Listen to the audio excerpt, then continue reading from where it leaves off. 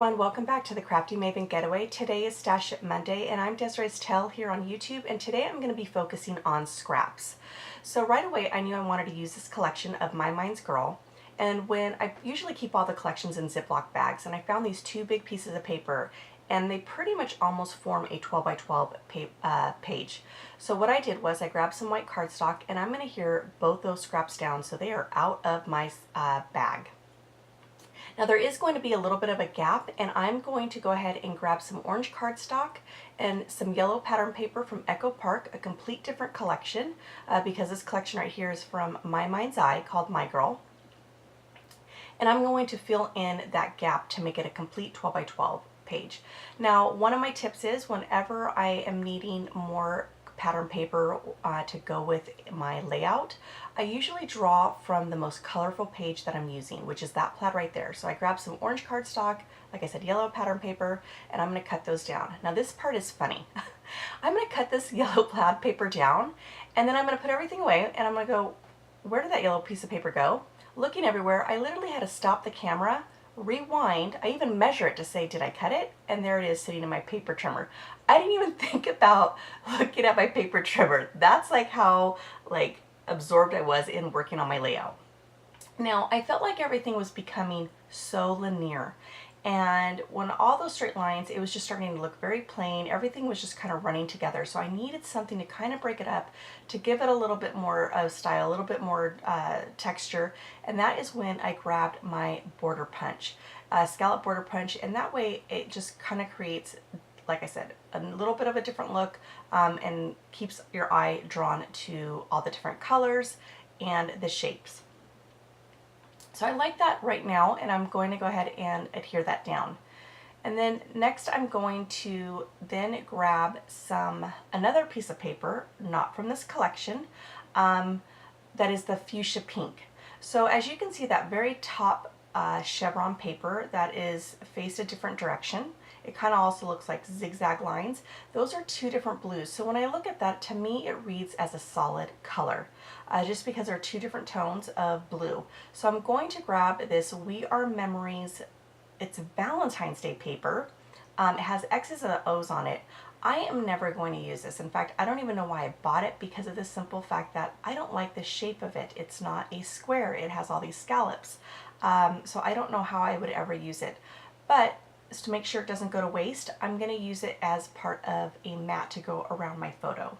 So again, I'm repeating that orange cardstock. I'm putting it behind my paper, or not my paper, behind my photo as a one mat, and then I'm creating a fuchsia mat on that. Now when I cut the paper down, you couldn't tell that it was X's and O's. Now I'm moving on to a place to have my journaling. I just recently found this die. I forgot that I even bought it, have never even used it, and it's shaped as a notepad, and I almost used that one as a butterfly, and that's when I reminded myself, wait a minute, I think I bought something like this. The one with the butterfly just wasn't working for me, so when I found this die I was like, oh, this is perfect. So I used ledger paper that again was from that My Girl collection, and that is where I'm going to house my journaling. So there I have it printed. Now I'm just grabbing some labels, some different icons, a camera, a doily. I'm adding more variety as far as embellishments, and that's one key that another tip that I can offer you guys is or not offer you guys, but to help you guys, is when you're drawing embellishments, make sure you're drawing different things, chipboard, brads, anything that you have in your room. Shop your stash, get a variety of different embellishments. That way it's just, your eye is constantly moving all over the layout, looking at all the different textures and dimension on your layout. So this one is from Maggie Holmes. Again, the label is from a Studio Calico, and I'm just layering everything together. And then I think I'm going to call that, no, it's not good. What am I going to do? I can't even remember. Oh, that's right. I really wanted to use at least one sticker from the sticker sheet, because again, I'm trying to use up my stash. So I grabbed this hot air balloon. Now this is a day that my kids and I and their friends went to the beach. And I mean, you can kind of tell that they're in swimsuits. Hot air balloons don't have anything to do with it, but when I think of being outdoors, outside, sometimes in towns you see hot air balloons, and they do have them here in California. So I added that behind my picture just to add another layer. I'm then adding two different styles of letter stickers. One is chipboard and one is foam. And then I'm going to now work on my next cluster, which is for that journaling card. So again, I'm just kind of being cohesive where I have one label up above. I'm going to add that label down below. I'm also going to add a brad, and then I'm going to add a chipboard. Even though I don't have a chipboard up above, that little side, I don't even know what it is, but it was from Maggie Holmes, so it has the numbers on it. That is just kind of feeling like mirroring what I have up there, down below, even though they're not chipboard, it's just a die cut. I'm going to go ahead and adhere that down, and then I am going to again go back to my stash, or not my stash, my scraps that I created. And so remember the beginning, that scallop 12 by 12 paper, even though it's not a true 12 by 12, I'm going to take one of those scallops and I'm just going to again layer that behind the photo. And this way it actually just creates more of an interest to the eye.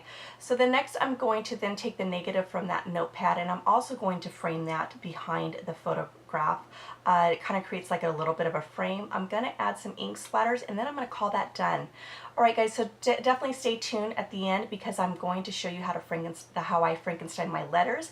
Thank you so much for joining me. I hope you enjoyed this video. If you did, if you don't mind giving me a thumbs up. And if you like my style, please go ahead and head over to my channel. I would love to have you there so that way you don't miss out on any future videos. Thank you so much. Bye-bye.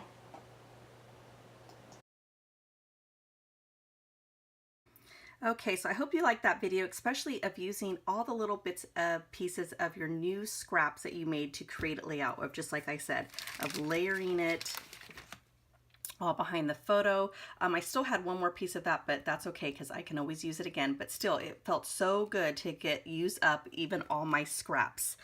All right, so now back to the Frankenstein. So I don't have... Actually, it was the letter 6.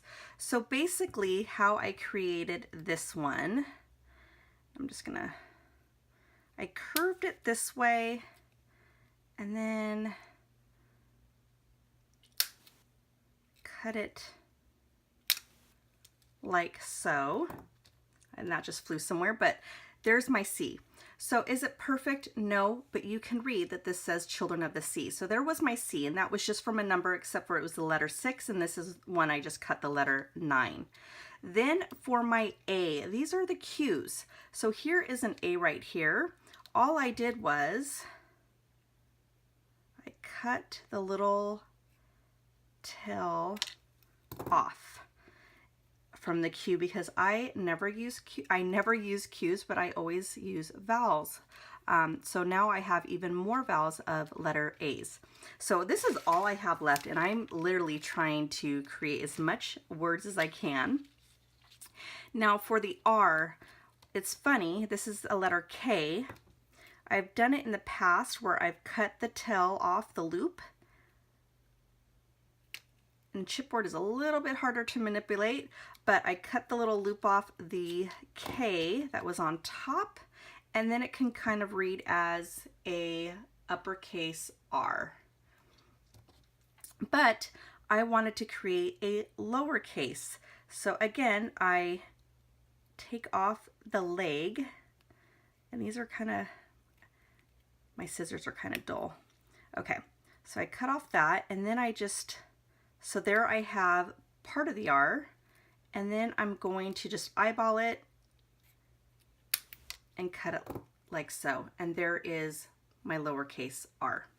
Now this time around I did kind of take off too much, but that's okay because in the end you can read it, like I said, in the title. So there is my C I've showed you, the R, the A, the S was an actual 8. I don't have another 8, but I cut off, remember how the 8 would go this way? Actually, let me bring this up closer to you. The 8 would come down like this. Well, all I did was snip it here and snip it here and cut that. And then again, the part that connects here, I cut right here and then cut off that, and then I have a capital S. It doesn't bother me that there's lowercase and an uppercase at all. Now for the E. All right, so this one was tricky, but one day my Z was upside down, and when you look at it upside down, right there, you see the E.